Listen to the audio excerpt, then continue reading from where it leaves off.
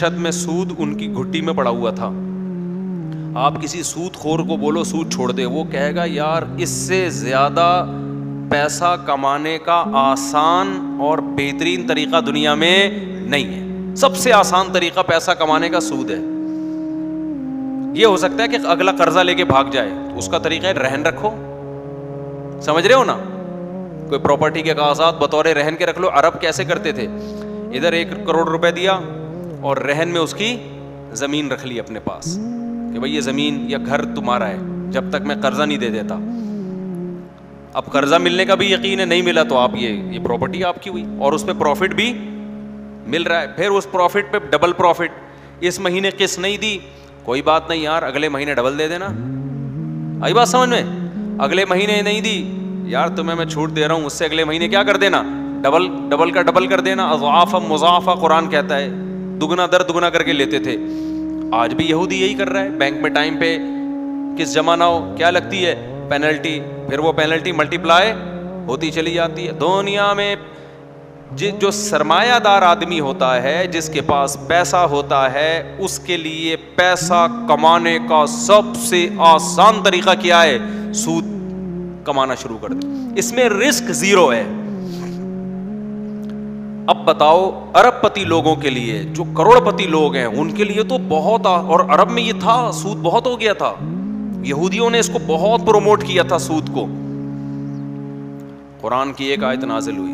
اچھا سود کے اگینسٹ کیا ہے, مزاربت ہے, مشارکت ہے. اس میں بڑی ٹینشن ہے بھائی. اس میں کیا ہے, فل ٹینشن یہ ہے کہ نفع میں بھی پرسنٹیج. اب کبھی پروفٹ زیادہ ہو رہا ہے, کبھی پروفٹ کم ہو رہا ہے تو آپ کا مہنگائی بڑھ رہی ہے, پروفٹ کم ہو رہا ہے تو آپ کا بھی کم ہو رہا ہے. انویسٹر کی ایسی کی تیسی ہو رہی ہے کہ نہیں ہو رہی, فائدہ کس کا ہو رہا ہے, غریب کا ہو رہا ہے.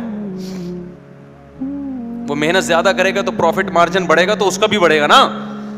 اب مجھے ایک بات بتاؤ, میں 1 لاکھ روپے آپ کو دیتا ہوں, بولتا ہوں مجھے ہر مہینے 2000 روپے چاہیے. اب آپ محنت زیادہ کرو کم کرو, پروفٹ اس کا رزلٹ نکلے نہ نکلے, مجھے میرا 2000 ملے گا. میرے تو مزے لگ گئے. آپ کی رقم اگر ڈوب گئی, قدرت کی طرف سے کچھ بھی ہو گیا, آپ 2000 کے پابند ہو گئے, الٹا اور قرضہ چڑھے گا آپ کے اوپر. غریب آدمی کا بیڑا غرق ہوا کہ نہیں ہوا؟ پھر وہ اس قرضے کو اتارنے کے لیے غفار سے قرضہ لے گا, 2000 وہاں. تو کیا ہوتا ہے, بہت سے لوگ, سارے ضروری نہیں ہے لیکن بہت سے لوگ قرضے در قرضوں میں جکڑتے چلے جائیں گے. لیکن اسلام نے کیا کہا کہ رسک کون لے گا, انویسٹر. میں اگر پیسہ دے رہا ہوں, نقصان ہوا تو اس کا نہیں ہوگا جو آپ سے قرضہ لے کر گیا ہے. ٹوٹلی نقصان کون اٹھائے گا, انویسٹر اٹھائے گا. اللہ میاں نے کہہ دیا ہے کہ پیسے سے جب پیسہ کمانا ہے تو رسک لیے بغیر, یہ نہیں کہ ہاتھ پہ ہاتھ رکھ کے بیٹھے گے جی میں نے 1 لاکھ روپے دیا, وہ جائے بھاڑ میں, جو مرضی کرے, فائدہ ہو نقصان ہو, نا نا نا نا نا. جب آپ 1 لاکھ روپے کسی کو پکڑاؤ گے یا 1 کروڑ پکڑاؤ گے, آپ تسبیح لے کے بیٹھ جاؤ گے, یا اللہ اس کو نقصان نہ ہو جائے, کیونکہ نقصان اس کم بخت کا نہیں ہوگا, نقصان کس کا ہوگا, میرا ہوگا. یہ تو آ کے کہہ دے گا حضور سارے ڈبے بارش میں بہہ گئے. میں نے جس قیمت پہ گولڈ اٹھایا تھا بیچنے کے لیے, حضور گولڈ اتنا مہنگا ہو گیا ہے کہ اب اس قیمت پہ مجھے مل ہی نہیں رہا, اگر میں لیتا ہوں تو پروفٹ کا مارجن کم کرنا پڑے گا. تو حضور حضور کر کے بیٹھا رہے گا. بیڑا کس کا غرق ہو رہا ہے, انویسٹر کا, جو پیسے والا ہے. اور اس کا بیڑا غرق ہو, نقصان نہیں ہے کیونکہ پیسہ ہے نا اس کے پاس, یہ تو بیٹھ کے پیڑے کھا رہا ہے. اس کا بیڑا غرق اگر ہو جائے تو وہ کہاں سے بھرے گا, اس کے پاس پیسہ ہوتا تو آپ سے تھوڑی لینے کے لیے آتا, وہ تو غریب سے غریب تر ہوتا چلا جائے گا نا. تو سود میں کیا ہوتا ہے, غریب سے غریب تر, امیر سے امیر تر. اس پر میں بہت ڈیٹیل میں بیان کر چکا ہوں کہ اسلامی نظام معیشت میں کیسے اکانومی جو ہے نا وہ بیلنس رہتی ہے. یہ بھی میرا ٹاپک نہیں ہے, ورنہ اس پر میں 1.5 گھنٹے کا بیان کر چکا ہوں. وہ غیر مسلموں نے بھی بیان سنا ہے, وہ بعض غیر مسلموں کے بڑے زبردست تبصرے آئے تھے اس کے اوپر کہ اسلام نے 1400 سال پہلے اتنا بہترین نظام معیشت کو بیلنس کرنے کے لیے دیا. یہ ایک معجزہ ہے اسلام کا, 1400 سال پہلے دیا, جو آج ماہرین کہہ رہے ہیں یار یہ اس سے بہتر کوئی نظام دنیا میں ہو نہیں سکتا. مگر اس کو اختیار کیوں نہیں کرتے, کیونکہ اس لیے نہیں کرتے کہ اسلام جو حکم دیتا ہے وہ پوری انسانیت کو دیکھتا ہے, جبکہ لاس جو بنتے ہیں نا وہ بنانے والے سب سے پہلے کس کا فائدہ دیکھتے ہیں, اپنا. ان کو پتا ہے یار اگر ہم نے سود پہ پابندی لگا لی سب سے پہلے بیڑا کس کا غرق ہوگا؟ ہم جو بڑے بڑے سرمایہ دار ہیں. تو کون اپنے خلاف قانون بناتا ہے؟ شراب پہ پابندی لگ گئی, انسانیت کا فائدہ ہے یا نہیں ہے؟ لگتی کیوں نہیں ہے؟ جو لگانے والے اسمبلی میں وہ سارے پی کے آئے ہوتے ہیں, کہیں گے یار ہم نے تو پیے بغیر ہمارا تو اسمبلی کا اجلاس نہیں ہوتا. تو یہ ممکن نہیں ہے نا. اس لیے قانون سازی ہمیشہ کس سے کروانی جائے گی؟ خدا سے, جو انسانوں سے بالاتر ہے, وہ سب کا دیکھتا ہے, چند لوگوں کے مفاد نہیں دیکھتا وہ. تو محمد صلی اللہ علیہ وسلم نے اعلان کر دیا. دیکھو آپ صلی اللہ علیہ وسلم تو بہت اقلیت میں تھے نا, آپ کو کیا ضرورت تھی سود پہ پابندی لگانے کی ہے؟ آپ کو کیا ضرورت تھی شراب پہ پابندی لگانے کی؟ جو باطل آدمی ہوتا ہے, آپ سیاستدانوں میں دیکھ لو, سیاستدانوں میں سیاستدان ووٹ لینے کے لیے, اپنے فینس کو بڑھانے کے لیے لوگوں کے مخالف بات کرتے ہیں یا لوگوں کی جو ضرورتیں ہیں ان کو پورا کرنے کے ان سے وعدے کرتے ہیں؟ بتاؤ, وعدے کرتے ہیں نا. کبھی آپ نے ایسا سیاستدان دیکھا جو شرابیوں میں تقریر کر رہا اور کہہ رہا آپ مجھے ووٹ دیں میں سب سے پہلے شراب بند کرواؤں گا؟ اس کو پتا ہے شرابی مجھے ووٹ نہیں دیں گے.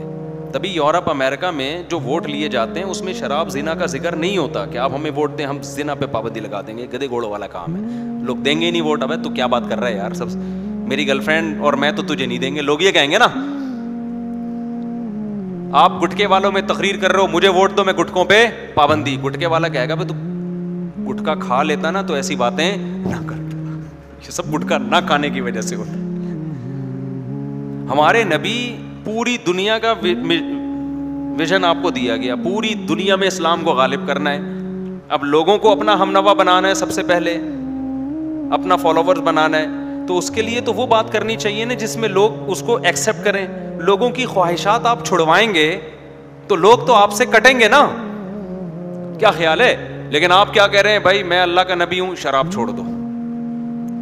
تبھی تو مشرکین آ نہیں رہے دین کی طرف. بھائی شراب چھوڑنی پڑے گی, بھائی یہ کیسا دین ہے یار. زنا چھوڑنا پڑے گا, بھائی یہ کیسا دین ہے. سود چھوڑنا پڑے گا, بھائی یہ کیسا دین ہے. بت پرستی چھوڑنی, ساری چیزیں عرب کے اگینسٹ جا رہی ہیں. یہ فرق ہوتا ہے ایک پیغمبر میں اور ایک سیاسی لیڈر میں.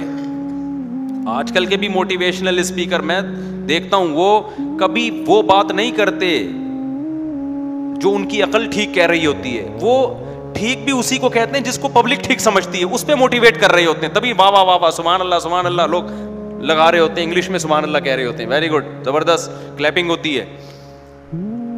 حالانکہ بہت سی چیزیں ان کی عقل کہتی ہے کہ یہ غلط ہے, لیکن ان کو پتا ہے اگر ہم نے یہ کہنا شروع کر دیا تو جو لوگ ہماری اسپیچ سننے کے لیے آئے ہیں وہ مارکیٹ سے شارٹ ہو جائیں گے, وہ نہیں کریں گے کبھی. بہت سی چیزیں ہیں جو 2 اور 2 4 کی طرح غلط ہیں, مگر آج کے موٹیویشنل اسپیکر ان کو غلط نہیں کہتے. وہ کہتے ہیں اتنا اچھائی کو پروموٹ کرو, اس اچھائی کو پروموٹ کرو جس کو لوگ عملاً اچھا سمجھتے ہوں. سمجھتے ہیں بات کو, جس کو لوگ کیا سمجھتے ہوں, پریکٹیکلی سمجھتے ہوں کہ یہ اچھا ہے. لیکن پیغمبر ان تمام پابندیوں سے آزاد.